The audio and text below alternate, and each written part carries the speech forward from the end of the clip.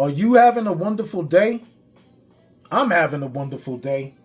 This is your neighborhood Sensei Fouché, and I always begin my shows by first strongly suggesting, before emphatically imploring, for all of you beautiful, wonderful, self-loving, worthy individuals to stay woke. But in the process, never get all stressed out, you know what I'm saying?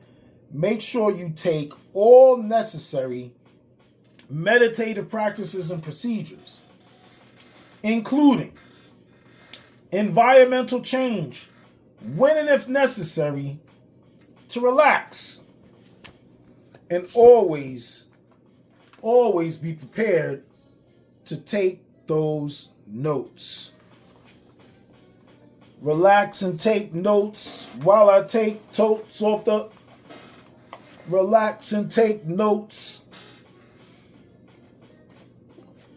I was never really big on the notorious B.I.G., you know what I'm saying? But once 8 Ball and MJG threw, sadly to say, Bad Boy, because I never was a fan of Diddy or whatever he chooses to call himself these days. But, you know, as far as the chorus and how they orchestrated that track, like that was some real inspiration.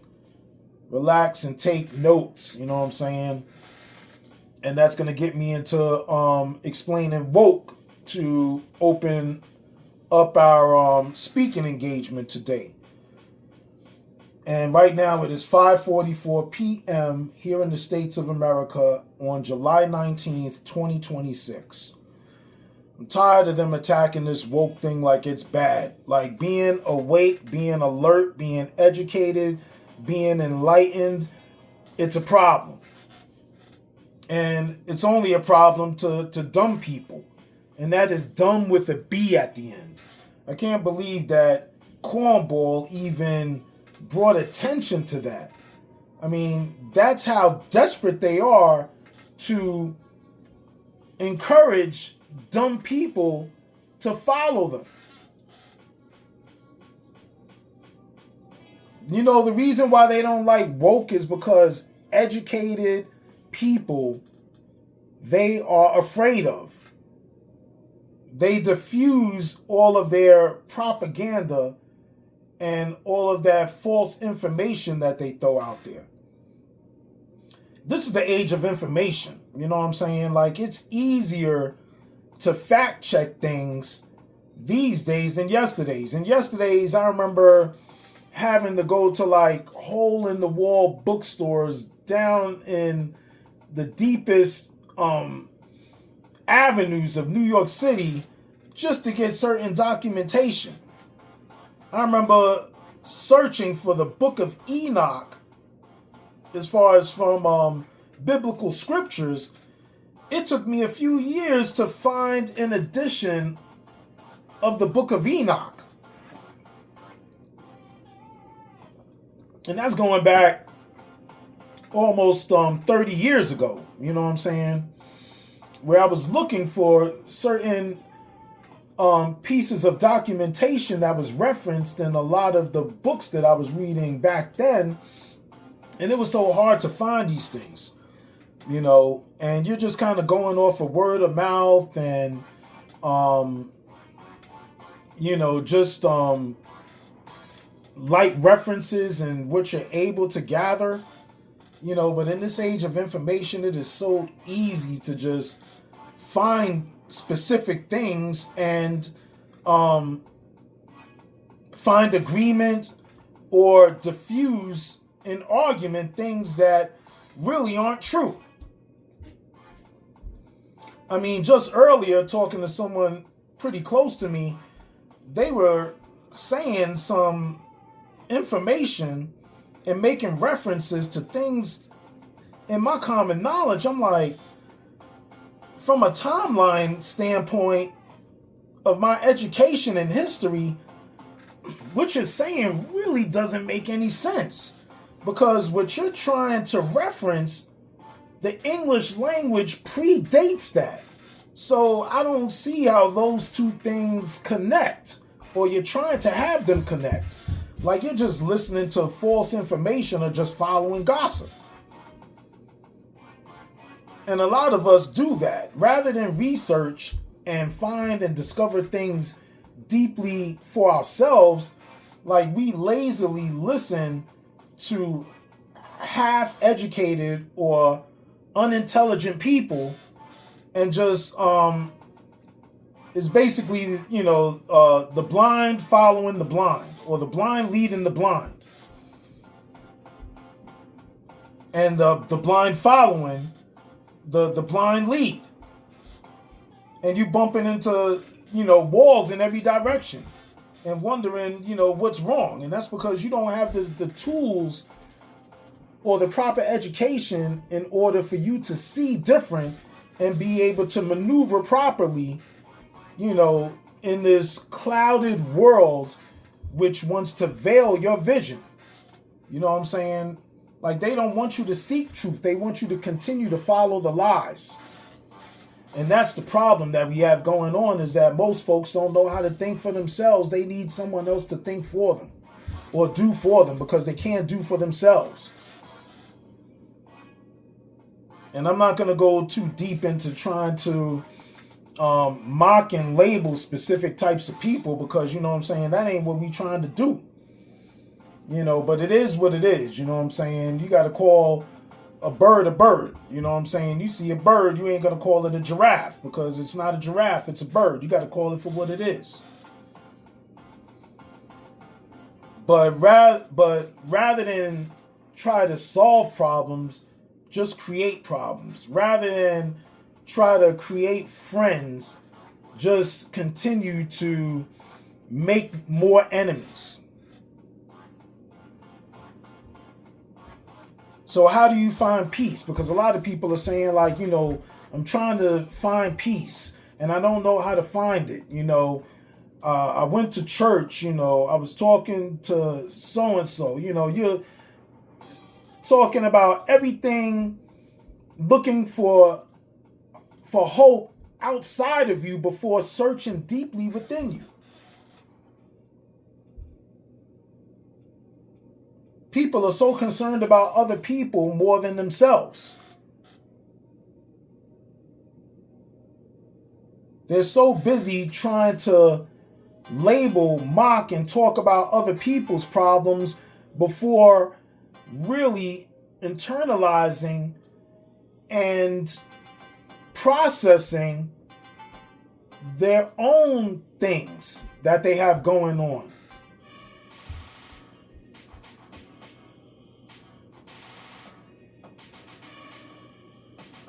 They're too busy having answers for other people's problems while still questioning what to do about their life.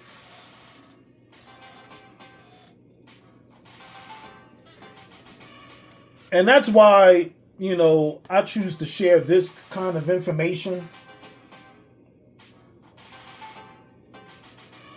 There's not a lot of people that are truly trying to explain to you how to help yourself. They're too busy trying to tell you what to do. Like here, I'm not trying to tell you what to do, because I can't do that. You grown, or so you claim to be.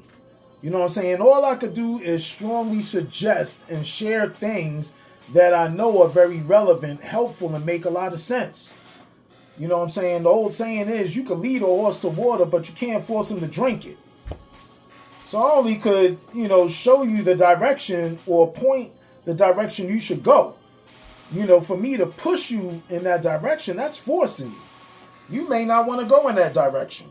Even though I know it's right for you and good for you, if you don't want to go in that direction, then it is not my place to make you do something.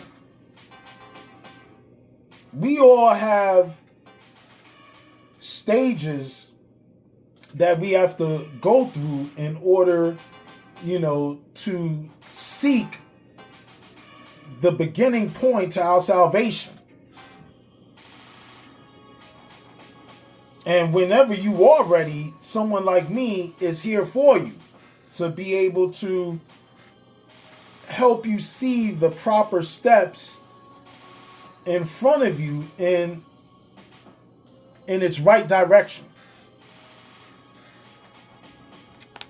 And I'm not going to go too much more into this opening monologue. We're going to go into our reading because that's the most important thing that is relevant into helping us understand what we need to do and how to get there. It's through the education. Unlike this administration and the current POTUS, who loves the uneducated. He doesn't like smart people. And the question is why? Why does intelligence scare you? And usually that's how dictators operate. Very egotistical individuals, manipulative and devious people. They're not honest. They find different ways of trying to fool you in order to control not only yourself, but everything that you have and everything that has to deal with you having what you have. So let's go into chapter 4 and get educated on some things in order to help you understand how to help yourself. In chapter 4 is the battle for the cure. One thing we know about overthinking is that it often develops into anxiety and has a list of symptoms that are unhealthy for an individual. When you overthink, your judgments become clouded by your cluttered mind.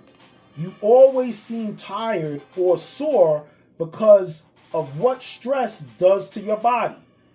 And you may feel overworked just by looking at your surroundings. If your mind is constantly busy, you will feel drained and fatigued most of the time, which makes daily chores like cleaning your kitchen seem like an impossible task. In fact, your mind has been so busy that the reason it seems impossible to slow down is that you have allowed your brain to take over, and everything you do or see has become revolved around your overthinking.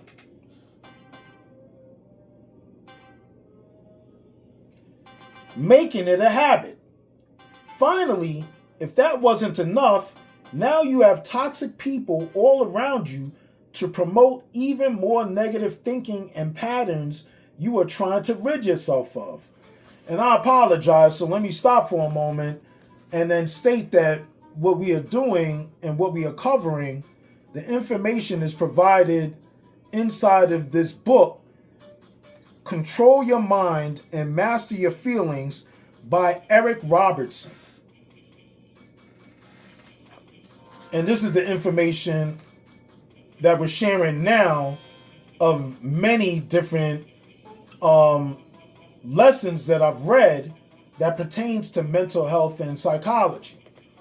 So let's continue in our reading. Again, I am in chapter 4 of The Battle for the Cure, Control Your Mind and Master Your Feelings by Eric Robertson. Ever think that the life you are living right now may be the reason for your overthinking disorder? Worried, on the go mind, and anxious feelings? Here are the best researched ways to help you stop overthinking today. 1. Become aware of your thought patterns and anxious triggers. To be aware of your overthinking and anxiety triggers, you must practice mindfulness. When you are one with yourself and completely in the present moment, you become one with your thoughts as well. Allowing yourself to become observant of your thoughts will help you define and recognize your triggers. When you are not being mindful, but have a sense of high stressful emotions that bring forth unwelcome symptoms, is when you should pause and take a moment. Think about what you were doing and what you were just thinking to bring on these emotions and anxiety symptoms. Ask yourself certain questions like, A, am I pretending or, A, am I predicting the future? B, what exactly caused me to think and feel this way? C, is there a traumatic situation that happened I can link my situation to? D, am I uncertain? E, am I experiencing something new? F, was my last conversation stressful? 2, organize your life. And, let me go back to this last one. Was my last conversation stressful? Because that kind of stood out for a moment, and that's why I paused, because I always tell myself, if I find myself arguing in a conversation, why am I continuing to have this conversation? Or in more of a rude reference, why am I arguing with an idiot? If I find myself being of a certain sound level of intelligence, if I find myself arguing with an idiot, I have to really question, what am I doing and why am I continuing in this direction? Because then that makes me a bigger fool by continuing to engage in a conversation that I know is going nowhere, and they're more interested in arguing rather than being learned.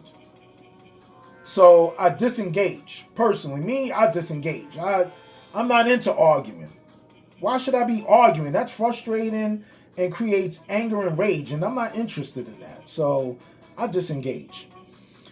Again, 2, organize your life. Life can be challenging as it is.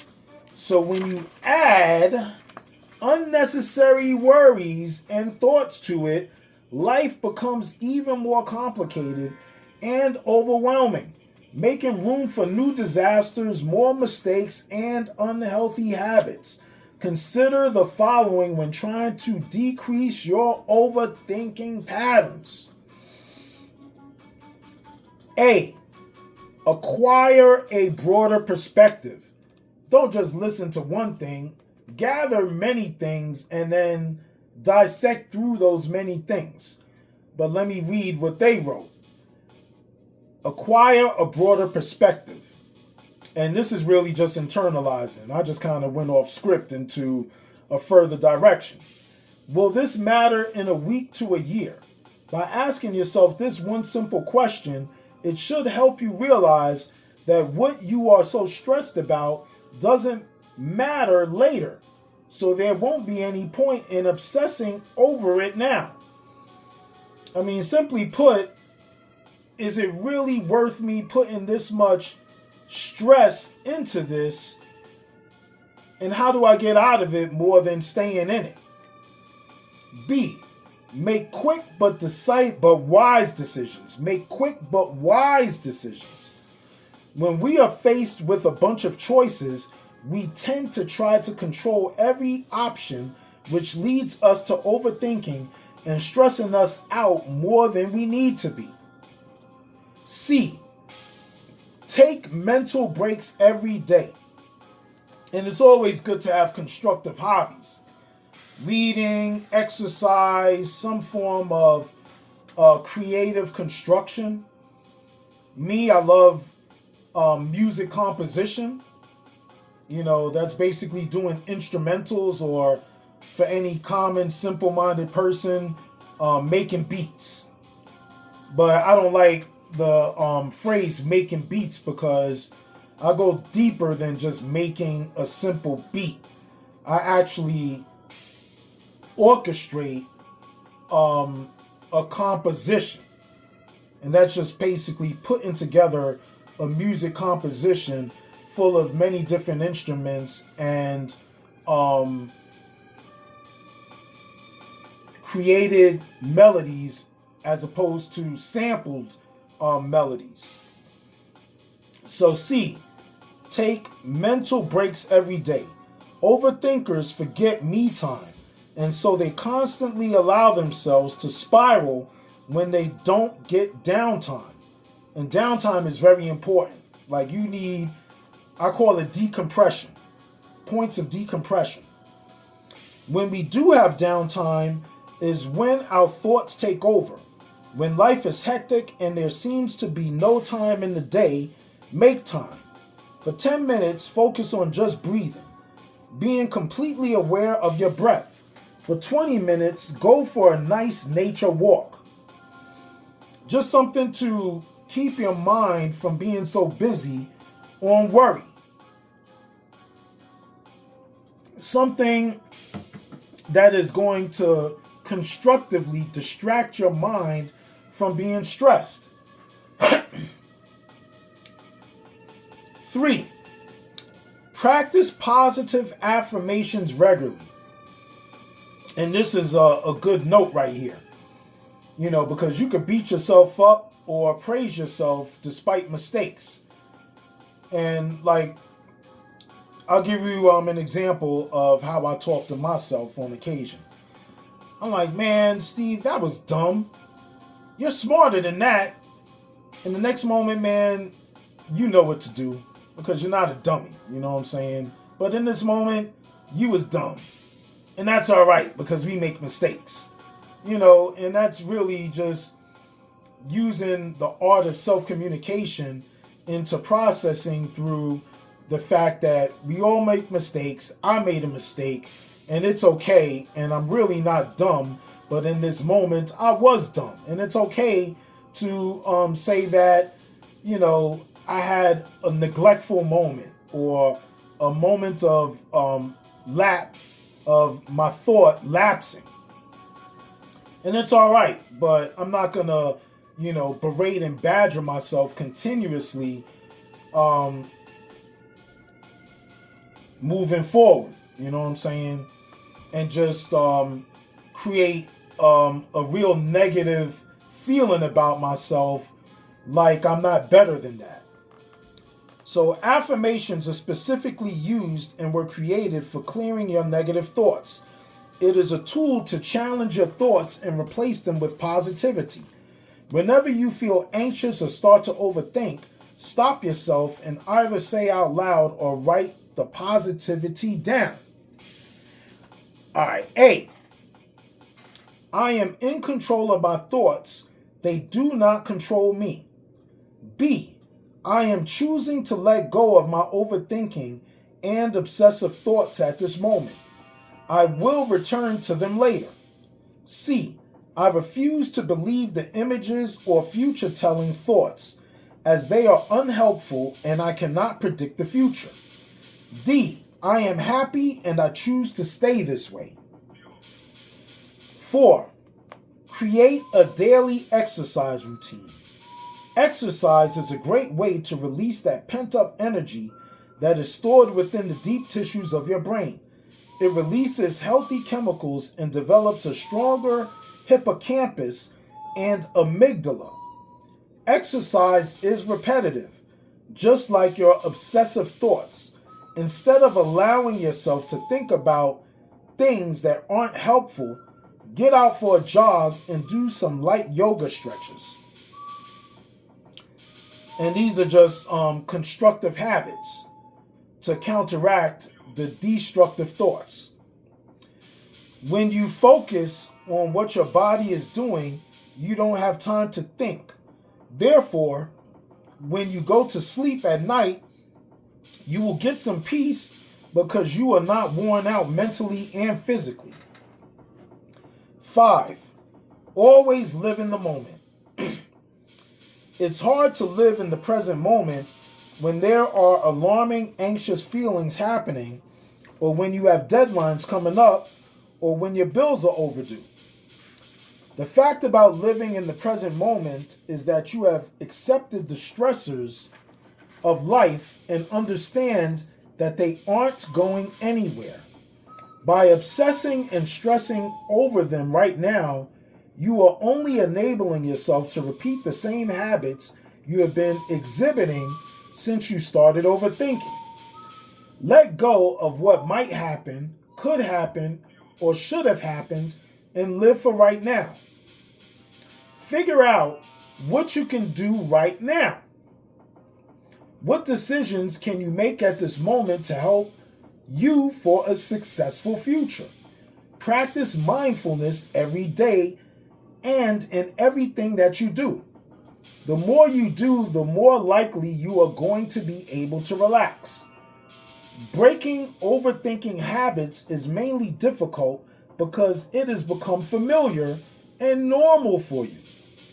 You are so used to controlling every aspect of your life and others that you don't know how to slow down and just relax.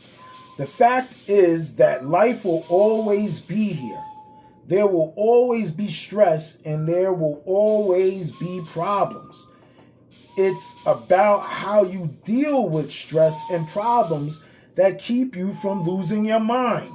Again, are you solution oriented or are you problem based?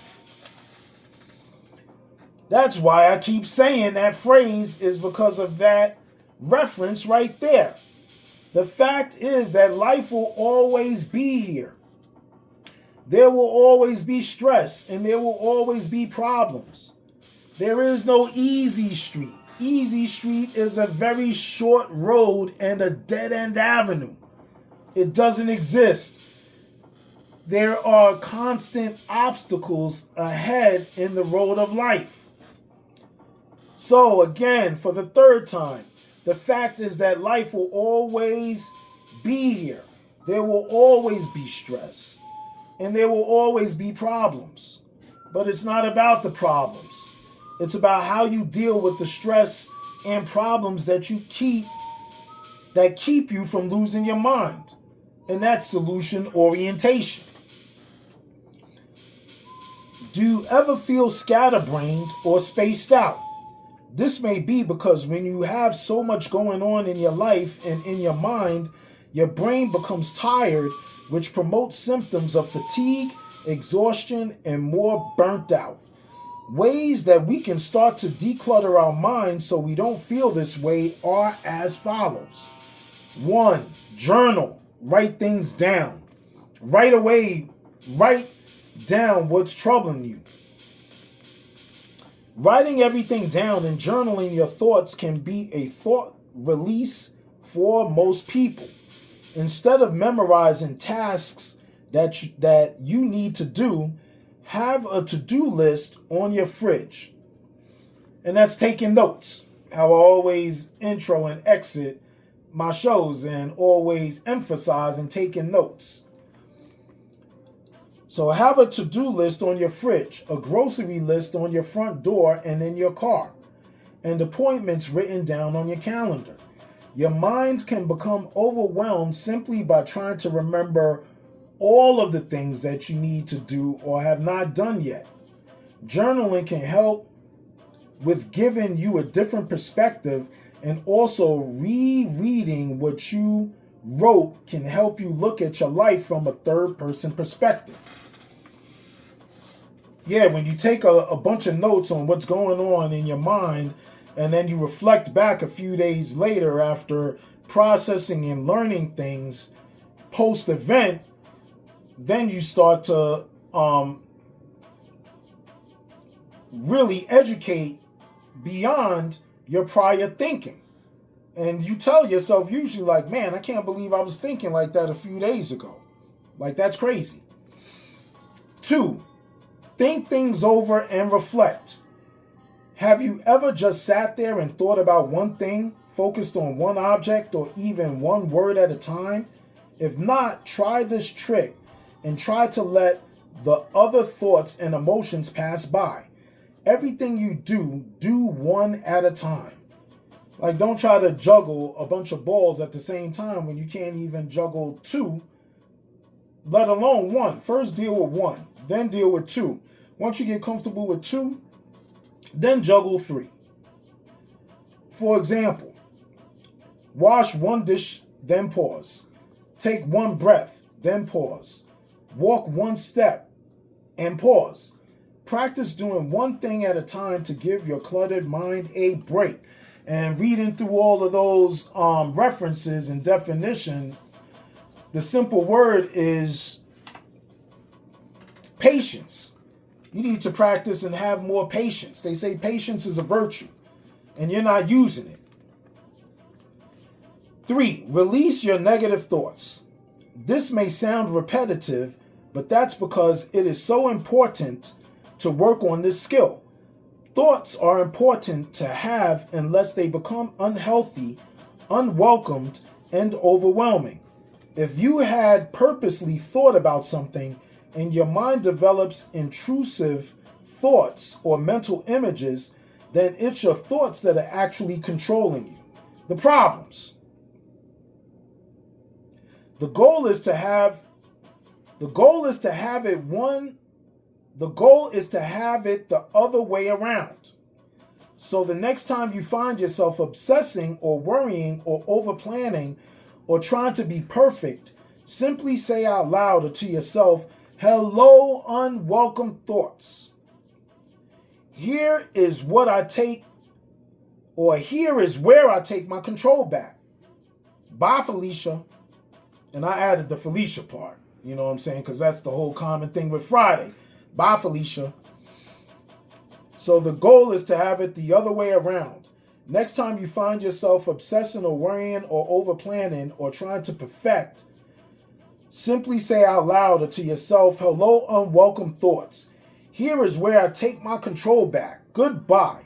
Always remind yourself that you will have time to address your thoughts later and move on with your day.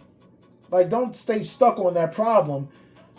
Come back to it if you need to. I mean, in school, I remember they said, when you're taking a test, if you don't know the answer to a particular question, go on to the next question. Focus on the things that you know, and then go back and re-reference the things that you don't know. There are many more techniques and information about how your mind becomes so cluttered and what you can do about it. The wounded body. As we have already learned, the way we think and perceive the world around us and the stress we take on can really affect our bodies. And let's itemize through different parts of the body that react to the stress that we create. Your mind. Feelings of overwhelming doom, or like you may be having a heart attack, or that something is physically wrong. Panic attacks, restless and ongoing thoughts. Damage to the limbic system and its elements, amygdala and hippocampus. Depression due to too much stress and anxiety.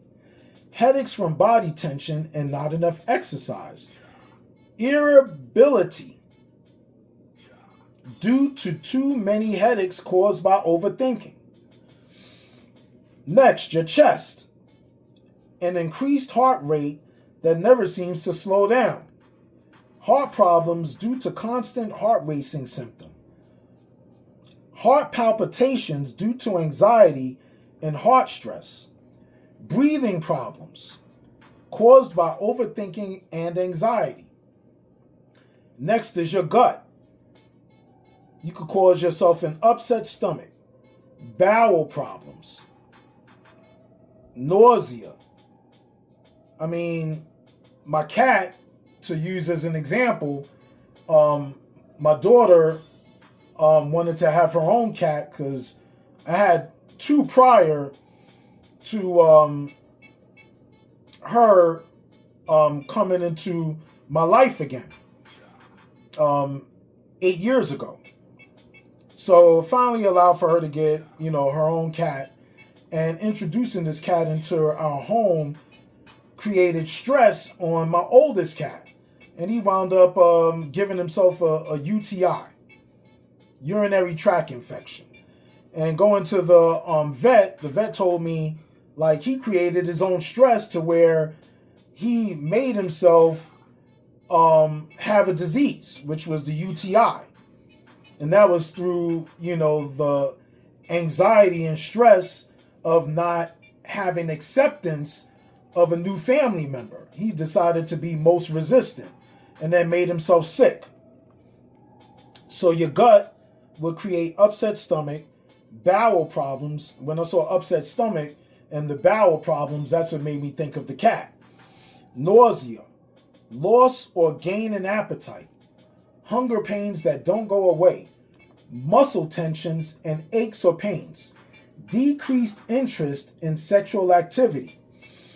And that has happened to me, to be honest, in the last 3 relationships that I had. I was so stressed out in dealing with these problem-based people that when it came to the act of intercourse, like my interest in performing was non-existent.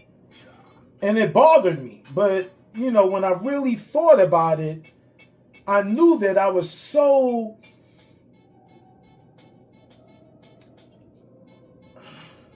I didn't appreciate this person's presence.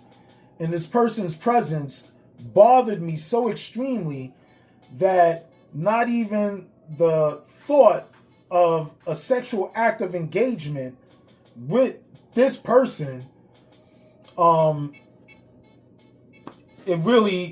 was not motivated. And more possibly if it was someone else that I didn't have such an irritable feeling about, then I'm sure that I would have had more of an encouraged feeling. And that is the growth within myself, because the immature self of me would have been thinking mostly about the sexual connection happening more than the spiritual connection not happening, and would have went through the probable engagement of sexual activity, you know, based on my immature way of thinking. And then I would have engaged into a connection and a relationship which would have been most frustrating in the end. So the next part of your body that could give you problems or trouble is your legs.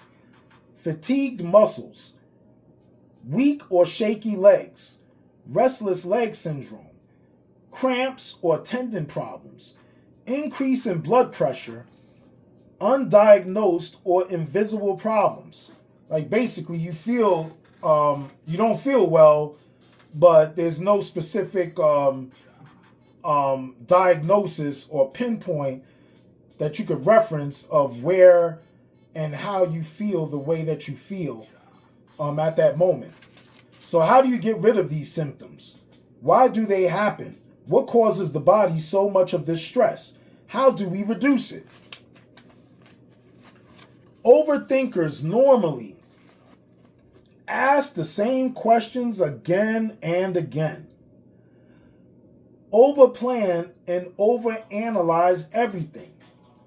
Over-explain and tell the long story long instead of the long story short.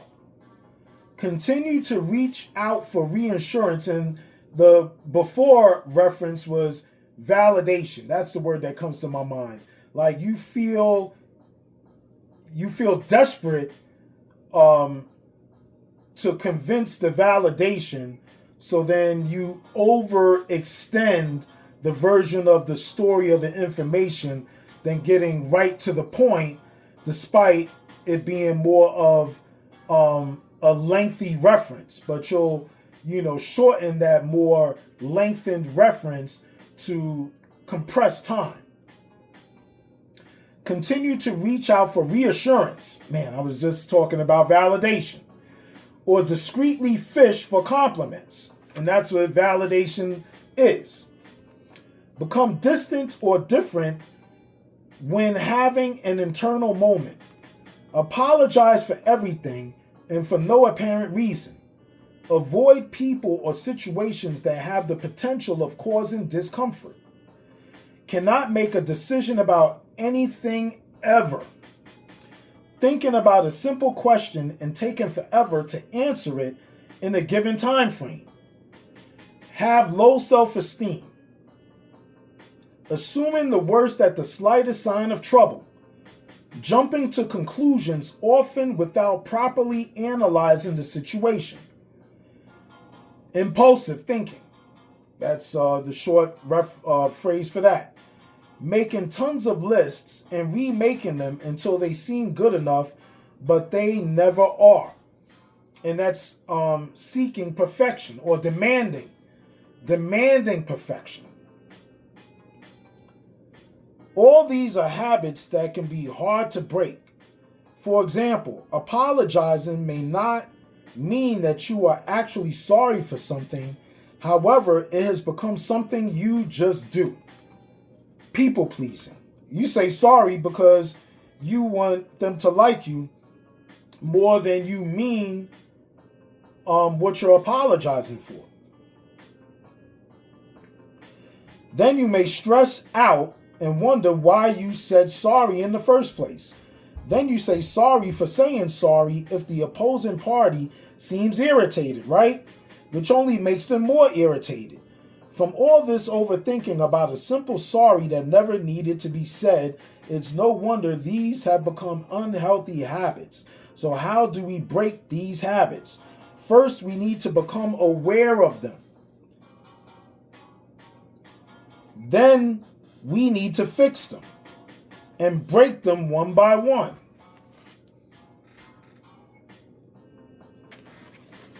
Toxic people.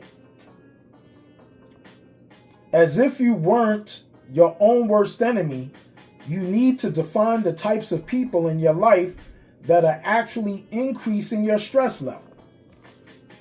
These people include narcissists, psychopaths, sociopaths, the 3 personality types that take the biggest toll on your mental health. Then you have abusive relationships, which could be your spouse, family members, needy friends, your employers, and even your children. Yes, even your children, young or grown. Creating strong boundaries, and there's a couple of people that I've been speaking with most recently, regularly, that have issues with their grown children.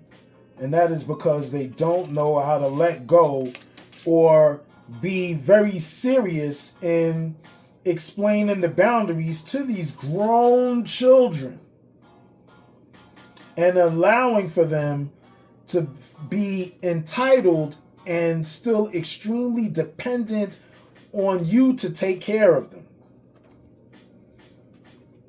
Creating strong boundaries and learning how to make difficult yet wise decisions are how you will get away from these people. Although it may be hard for you to accept the toxicity due to a close bond or a family member that needs to be in your life, you have the choice to enable them or get away from them. And most of these folks that I was talking about, they feel obligated into doing what these people want and then speaking behind the obligation in extreme frustration.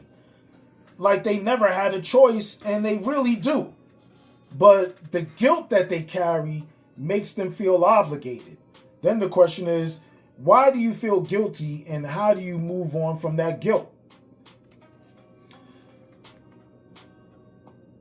The main reason you may be keeping these people in your life results from guilt. Gosh, I didn't even read ahead. I promise you, I didn't see it ahead of time. They could be a family friend that you feel obligated to be around. Or they could be a friend of a friend that seems supportive but is mostly judgmental. Here is a list of how to tell if someone in your life is toxic. 1. The narcissist. Do you feel as though whenever you speak, the conversation is redirected to their needs or their priorities as if they weren't listening to you at all? This is called being around a selfish friend. Not all narcissists are selfish, but they are great conversationalists and somehow leave you feeling as though you weren't important. The straitjacket friend. This is number 2. This type of person is controlling and can literally suck the air right from you. Do you find yourself trying to please this person but never seem to measure up to their expectations? Do they try to have a say in what you do, say, think, and behave? Everything you do seems wrong. This puts a strain on your mental development, and it will seem as though you can't do anything for yourself, increasing the negative thoughts that run through your mind. 3. The mooch. Everyone has that one person in their lives that take but forget to give back. Again, the mooch. Everyone has that one person in their lives that take but forget to give back. Do you find yourself constantly saying yes to one specific individual because you feel bad for them or may feel obligated to help them? These people never have anything good to say and seem to have a very negative view of the world. From hanging out with this person, you may leave feeling blue or sad yourself. Watch out for the mooch in your friend because they can greatly impact how you view the world as well. And in a short reference, I always say misery loves company. And that's a bad relationship. I'm not interested. 4. Dramatic people. Almost everyone has drama in their lives. It's hard to stay away from. Problems is always around. How you deal with the problems, that's what we're working on, because it's not the problems that's going to go away. How you deal with the problems are going to help you overcome them. So, again, dramatic person. Almost everyone has drama in their lives. It's hard to stay away from. However, do you have that one friend that cares about the drama, and no matter what they do, they are either creating it or helping sustain it? Gossip. The people that love gossip. You know what I'm saying? They love the soap opera. These people don't know how to regulate their own emotions and act on their impulses, so they stir the pot for fun and satisfaction. They're instigators, demagogues. They are attention seekers and seem to always complain or gossip about something or someone. They can never keep a secret and don't know the full value of a relationship. Being around these people will always make you question their intentions and actions. And I don't like being around those type of people myself. Someone that's always talking bad about other people. You know what I'm saying? My ex, specifically, always would say a bunch of things about other people, and I would always ask her, like, yo, what about you? Like, what can you say about yourself that isn't perfect? You know what I'm saying? Or what is it about you that you would consider something that you have to work on? Or, you know, something that is... and I kind of lost my point, so let's move on. JJs. A JJ is a jealous, judgmental person. And I think that's what I was kind of getting to and referencing. These people thrive on creating problems that aren't there. They hate themselves so much that they protect their own faults, or they project their own faults onto others and never take blame for what they are doing wrong. And that's what I was going to try to reference is, you know, what do you ever do wrong that you could be honest about, but you're always pointing out the faults of other people? So that's what I was getting to. I'm glad I read on and I got stuck for a minute, in all honesty. A JJ is a jealous, judgmental person. These people thrive on creating problems that aren't there. They hate themselves so much that they project their own faults onto others and never take blame for what they do wrong. They feel victimized every time you try to help them and never see the flip side of things. They create problems inside your own head to get you to see things from their perspective and persuade you to feel judgmental of the less fortunate. Like they want you to go along and talk about other people with them as well, because it makes them feel greater about themselves due to the fact that they are really most insecure about who they are. The storyteller. Whether they tell you little white lies or create a huge story to make themselves look good, these people are straight up fibbers. They may say that once they owned a fancy car and a nice acre of land, however, you have never seen it. They may go as far as competing for stories with you to have their lives seem better or worse than yours. These people are great at manipulation and deceiving. I'm just letting that sink in for a minute. The storyteller. Whether they tell you little white lies or create a huge story to make themselves look good, these people are straight up fibbers. They say that once they owned a fancy car, a nice acre of land. And I'm reading this over because there's a gentleman that I was speaking to my man Packboy about a bit back that was telling me, you know, he was trying to get me to fall into his camp of people, to say it like that. You know, he had these so-called references of network to help me. You know what I'm saying? But in helping me, I guess he needed me to help him in order for him to help me. And he was flaunting all of these possessions in my ear. And I'm like, why are you telling me all these things? Like, you know, they're supposed to be extremely important or relevant to me. Or you're trying to make me feel or think a certain way about you by telling me all of these, you know, possessive things that you have that are supposed to be of some high value or honor. And for me, I'm like, it's irrelevant. Like, you trying to sell me something that probably isn't true. Like, whenever I hear somebody trying to, you know, over-pump themselves up or overinflate their value, I'm like, nah, it's a con job. Like, something ain't right. 7, the tank. This type of person trumps everything in their way for their own benefit. They will easily rip someone else apart if they feel as though this person has become a problem for them. For example, if you did something amazing or have a great idea and share it with them, they will go out of their way to complete your goal or take credit for what you told them because they are in a position to get ahead.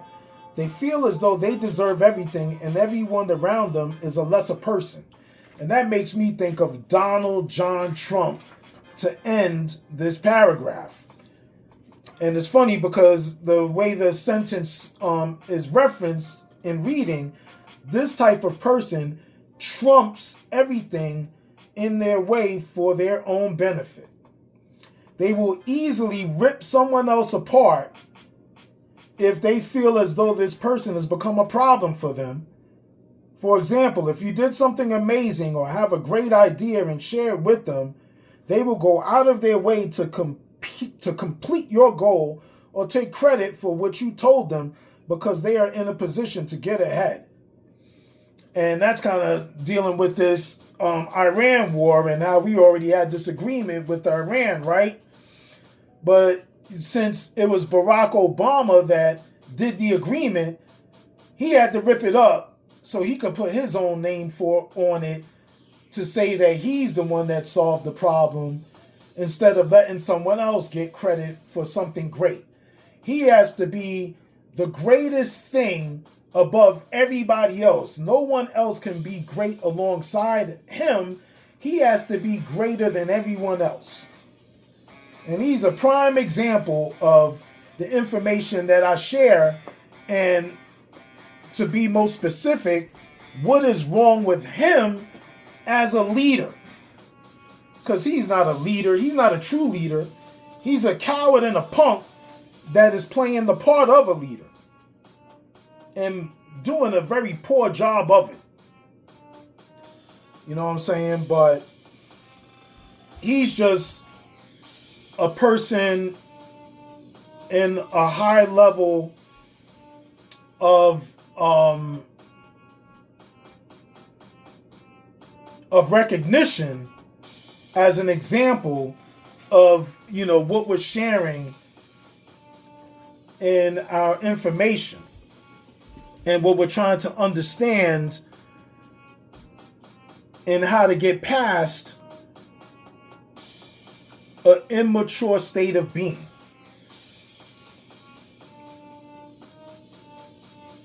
And how to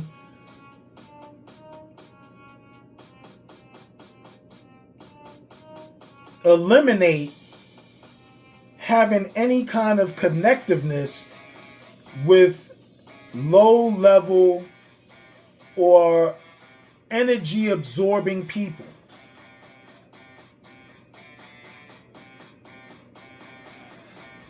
When we go into our next chapter,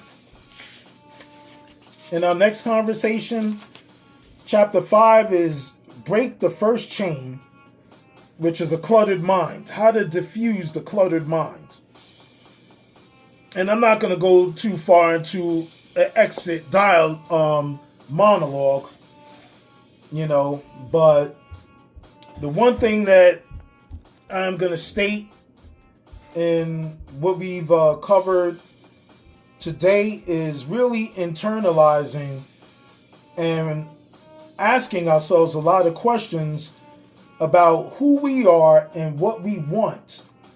And when we are able to answer those questions honestly, then that's the beginning of seeking the peace that we're searching for. Is being honest within ourselves about not only who we are, but the type of people we keep around us. And that really tells about, the problems we keep or the solutions that we're headed towards. So in exit, I'm going to state that I am your neighborhood Sensei Fouché, and I always begin or end my shows as well as begin them by first strongly suggesting before emphatically imploring for all of you beautiful, wonderful, self-loving, worthy individuals to stay woke. But in the process, don't get all stressed out, Make sure you take all necessary practices and procedures, including environmental change when and if necessary, to relax. And always be prepared to take those notes.